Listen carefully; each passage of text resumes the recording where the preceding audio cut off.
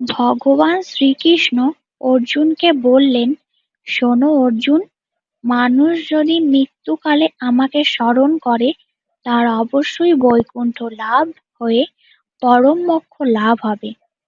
অর্জুন বললেন, তাহলে তো প্রভু, মানুষ সারা জীবন অন্যান্য কাজ করে শুধুমাত্র মৃত্যুকালে আপনাকে স্মরণ করলেই পরম মোক্ষ লাভ করতে পারে।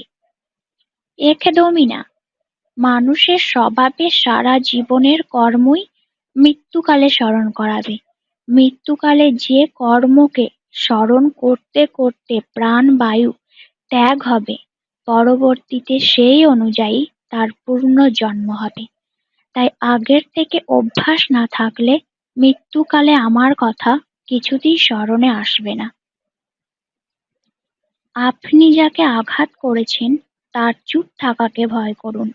সে যদি সহ্য করে ঈশ্বরের ওপর ছেড়ে দেয়, তাহলে আপনার পরিণতি ভয়ানক হবে। যে ব্যক্তি শ্রীকৃষ্ণের ওপর প্রবল বিশ্বাস রাখে, শ্রীকৃষ্ণ তার ইচ্ছা অপূর্ণ রাখে না।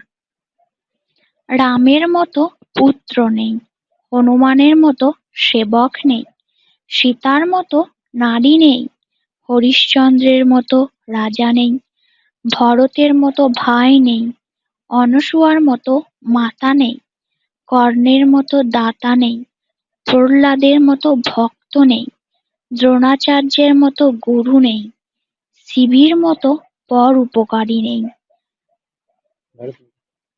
ভারতের মতো দেশ নেই, গঙ্গার মতো নদী নেই,